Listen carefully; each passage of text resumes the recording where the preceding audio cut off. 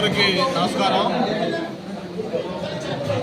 ఆంధ్ర రాష్ట్రంలో ఈరోజు ఒక మంచి పిల్లలు ఆంధ్రప్రదేశ్ ప్రజలకి, ఎందుకంటే 2014-19 సంవత్సరంలో పంచకాలంలో అప్పుడు మన ప్రభుత్వ నాయకుడు చంద్రబాబు నాయుడు ముఖ్యమంత్రిగా ఉండగా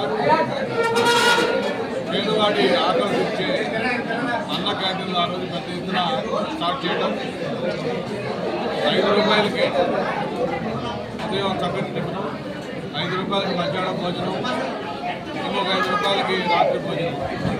అంటే 3 పూట్ల కూడా 15 రూపాయలు ఇస్తే పేదవాడు కడుపు నిండా కూడా మంచి రుచికరమైన శుచితో కూడిన చక్కటి భోజనం పెట్టే అన్న క్యాంటీన్లు ఆ రోజునంతా సంచలనం. ఎన్టీ రామారావు గారి పేరు గుర్తొచ్చే విధంగా రోజంతా కష్టపడే పేదవాడు అన్నం కోసం ఇబ్బంది పడతాడు. ఒక కడుపు నిండా 5 రూపాయలకి తినాల్సి ఆ రోజు మనం స్టార్ట్ చేస్తే దానికి పెద్ద ఎత్తున స్పందన వచ్చింది. ఎంతోమంది పారిశ్రామికవేత్తలు కానీ అలాగే స్వచ్ఛత సంస్థలు కానీ వాళ్ళందరూ కూడా ముందుకు వచ్చి ఈ అన్న క్యాంటీన్లకి మద్దతు కూడా ఇవ్వడం జరిగింది. అయితే 2019లో వైఎస్ఆర్ ప్రభుత్వం వచ్చిన తర్వాత అనేక ప్రజా వ్యతిరేక నిర్ణయాలు తీసుకున్నారు. మన ప్రజావేదిక కూల్చివేతలాగే అమరావతి రాజధానిని మొత్తం పాడుపెట్టేలాగా ఈ అన్న క్యాంటీన్లు కూడా పేదవాడు ఆకలి తీరుస్తామని ఎన్టీ రామారావు గారి పేరు గుర్తొచ్చేది ఉంది కాబట్టి నీటిలో కూడా మూసేయాలని చెప్పిన ఒక నిర్ణయం తీసుకొని అన్న క్యాంటీన్లన్నీ కూడా తక్కువే మూసేయడం జరిగింది. మూసేయడమే కాదు, కొన్ని చోట్ల అయితే ఈ పెయింట్లు కూడా మార్చేసేసి కొన్ని చోట్ల సచివాలయాలు చేసి దీన్ని ఎన్ని రకాలుగా దుర్వినియోగం చేయాలి, అన్ని రకాలుగా దుర్వినియోగం చేశారు. ప్రజలు ఎంత మొత్తుకున్నా అవసరం వస్తే మీరు పేరు మార్చుకోండి, రాజశేఖర రెడ్డి క్యాంటీన్ పెట్టుకోండి, లేదా జగనన్న భోజనం పెట్టుకోండి, కానీ పేదవాడు పట్టుకొట్టదని చెప్పి ప్రతిపక్షాలు కానీ లేకపోతే ఆ రోజు ప్రజా సంఘాలు కానీ ప్రజలు కానీ కూడా జగన్మోహన్ రెడ్డి ఏమాత్రం కూడా ఎక్కడ నడిచారు పెట్టి ఒక ముండి పట్టుకొస్తుంది అన్న క్యాంటీన్లు తీసేశారు. మన 5 సంవత్సరాలు కూడా పేదవాళ్ళు ఎంత ఇబ్బంది పడ్డారో మనం చూసాం స్వయంగా. అందుకే మన ఎన్నికల ముందు కూటమి చంద్రబాబు నాయుడు గారు కానీ అలాగే పవన్ కళ్యాణ్ గారు కానీ భారతీయ జనతా పార్టీ నాయకులు గారు కానీ వాళ్ళ మేనిఫెస్టోలో వెళ్ళినప్పుడు ఈ అన్న క్యాంటీన్లు మళ్ళీ పునరుద్ధరిస్తాము, రేపు ప్రభుత్వం చూడండి పేదవాడికి అన్న క్యాంటీన్లు స్టార్ట్ చేస్తామని చెప్పి మరి ప్రభుత్వం ఉన్న ఒక ఘన విజయం, చరిత్ర విజయం 164 సీట్లతో సాధించిన తర్వాత మళ్ళీ అన్న క్యాంటీన్లు స్టార్ట్ చేశారు. తొలి విడత 100 క్యాంటీన్స్ అన్న క్యాంటీన్లు ఓపెన్ అయ్యాయి. మళ్ళీ మొన్న చేయాలి, ఆగస్టు 15కి ఇది చేసాం, మళ్ళీ చేయాల్సింది. అనుకోకుండా విజయవాడ ఫ్లడ్స్ రావడం దాంతో కొంత ఆలస్యమైంది. మళ్ళీ ఈరోజు బ్యాలెన్స్ అన్న క్యాంటీన్లన్నీ కూడా స్టార్ట్ చేసుకుంటా ఉన్నాం. అలాగే పవన్ కళ్యాణ్ గారి కోరిక మేరకు దుర్గా సీతమ్మ పేరుతో ఎవరైతే గోదావరి జిల్లాలో ఏ సమయమైనా సరే పేదవాడు భోజనం కావాలంటే భోజనం పెట్టి అందరి ఆకలి తీర్చేది మహాతల్లి ఆ దుర్గా సీతమ్మ పేరుతో కూడా కొన్ని క్యాంటీన్లు పెట్టాలంటే మరి ఈరోజు పిల్లలకు పెట్టే మధ్యాహ్నం భోజనంలో కూడా ఆ దుర్గా సీతమ్మ పేరు పెట్టడం జరిగింది. అలాగే కొన్ని చోట్ల ఆ పేరుతో కూడా ఈ క్యాంటీన్లు నడుస్తూ ఉన్నాయి. మరి ఆ రోజుది 5 ఏళ్ల క్రితం స్టార్ట్ చేస్తే మళ్ళీ ఈరోజు స్టార్ట్ చేసుకుంటాం, చాలా సంతోషం. ప్రజల మొక్కల్లో ఆనందం తాండవిస్తూ ఉంది.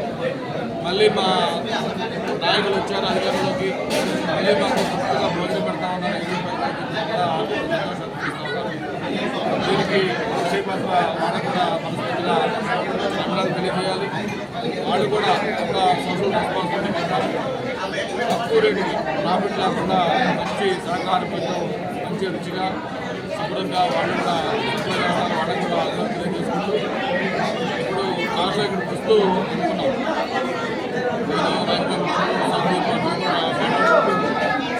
ఏదైతే 5 రూపాయలు పే చేసి తీసుకుంటా ఉన్నామో గతంలో ఎన్నికలకు ముందు నేను ఆ 5 రూపాయలు పే చేశాను. ఎన్నికలకు వచ్చేవాళ్ళు ఆ 5 రూపాయలు కూడా ఇవ్వకుండా వాళ్ళకి ఓట్లు ఇచ్చేవాళ్ళు. వాళ్ళకి ఫ్రీగా భోజనం పెట్టారు. ఏదైతే ₹5 ఉందో ₹5 నేను పే చేశాను. అట్లాగా ఇప్పుడు రాబోయే రోజుల్లో కూడా మన నియోజకవర్గంలో 4 అన్న క్యాంటీన్లు ఉన్నాయి. ఈ 4 అన్న క్యాంటీన్లు కూడా అలాంటి కార్యక్రమం చేస్తే ఎలా ఉంటుందని కూడా ఆలోచిస్తూ ఉన్నాం. అంటే పేదవాడికి వాడు ఏదైతే ₹5 పే చేయాలో అది కూడా పే చేయకుండా దాన్ని మేము ఇవ్వటమా, లేదు మా కార్యకర్తలు ఇవ్వటమా, లేదు ఎవరన్నా వాలంటీర్ ఇవ్వటమా, లేదు ఇంకా ఇంకొక ఐడియా కూడా అనుకున్నాం. మన ప్రతి ఒక్కరు కూడా పుట్టినరోజు వస్తాయి. ఆ పుట్టినరోజు మనం ₹1,000 ఖర్చు పెట్టి సెలబ్రేట్ చేసుకుంటాం. ఎవరికి పుట్టినరోజు ఉంటుందో ఆ పుట్టినరోజు కార్యకర్తలు కూడా అన్న క్యాంటీన్లో ఒక 3 పూట్ల భోజనం ఒక 10,000 ఖర్చు అవుతుంది. దానికి మొత్తం కూడా స్పాన్సర్ చేసే కూడా ఆలోచిస్తాము. అందులోనే మేము మాట్లాడుకొని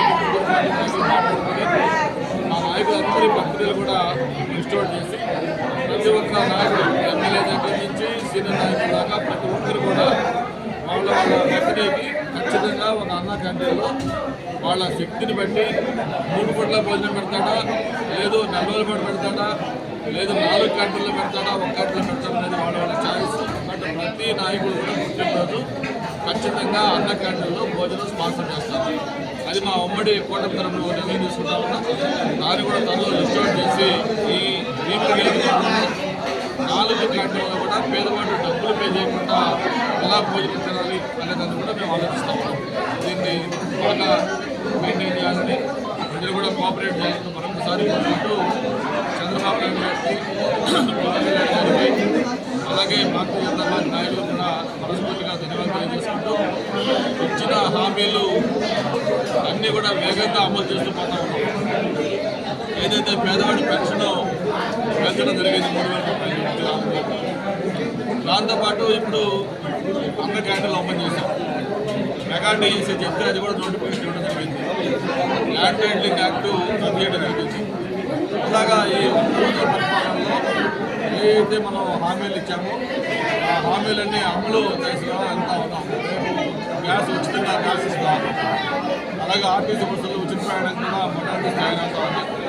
ఏదైతే మనం సూపర్ 6 చెప్పామో ఆ సూపర్ 6లో అన్ని కార్యక్రమాలు కూడా అమలు చేసే విధంగా కూటమి అన్ని ప్రయత్నాలు కూడా చేస్తామని చెప్పి తీసుకుంటూ మరి జగన్మోహన్ రెడ్డి గారి వర్గ రాజకీయాలు చట్ట రాజకీయాలు చూస్తూ ఉన్నాం. మన విజయవాడ ఫ్లడ్స్ వస్తే సాక్షాత్ మంత్రుల నుంచి అందరూ కూడా వరదల్లో అంత చక్కగా వాళ్ళు పనిచేస్తే దాన్ని కూడా రాజకీయ చేసి మాట్లాడాలని చూస్తూ ఉన్నాం. అందుకే ప్రజలు ఆయన ఏ కూడా మార్పు రావాలని చెప్పి భావిస్తూ ఉన్నారు. ఆయన ఇలాగే ఉంటే ఏదైతే ఇప్పుడున్న 11 సీట్లు కూడా పోయి చివరికి 0 సీట్లకు వెళ్ళిపోయే పరిస్థితి వస్తుంది. మనం చూసాం. ఈరోజు వైఎస్ఆర్ పార్టీకి కీలకమైన నాయకుడు బాలినేని శ్రీనివాసరెడ్డి. ఆ రోజు జగన్మోహన్ రెడ్డి పార్టీ పెట్టినప్పుడు ఆయన మంత్రి పదవి త్యాగం చేసి పార్టీలో జాయిన్ అయ్యాడు. స్వయానానికి మంచు సుబ్బారెడ్డి బావమర్తి, అలాగే సామ్యుల ఉదయభాను, ఇలా ఎంతోమంది ఒక చాలా స్ట్రాంగ్ నాయకులు వైఎస్ఆర్ పార్టీ. వాళ్ళందరూ కూడా పార్టీకి రాజీనామా చేసి ఒక పక్క జనసేన, ఒక పక్క బీజేపీ, వేరే పక్క పార్టీలోకి వెళ్తా ఉంటే ఆ పార్టీ పరిస్థితి అర్థం చేసుకోవచ్చు. నేను గతంలో చెప్పినట్టుగా అది మునుగుతున్న పడవ అని చెప్పాను. పడవ ఆల్రెడీ మునిగిపోయింది. ఇంకా ఎవరు కూడా దాంట్లో దిగట్లేదు. ఫైనల్గా జగన్మోహన్ రెడ్డి గారు ముఖ్యంగా ఏకాంగా కూడా సందర్భంగా మనం చేసుకుంటూ ఎక్కడికైనా గుర్తించుకొని కొంచెం నీటిలో మసులుకొని ప్రజల మనోభావాలు తెలుసుకుని ఆయన బిహేవ్ చేస్తే కనీసం భవిష్యత్తులో రాజకీయ పార్టీ ఉంటుంది. లేకపోతే చరిత్రలో కాలగర్భంలో కలిసిపోతాం తప్ప ఒక చరిత్రహీనుడిగా ముందుకు అవకాశం వైఎస్ఆర్ పార్టీ ఉంటుందని కూడా ఈ సందర్భంగా తెలియజేస్తాం.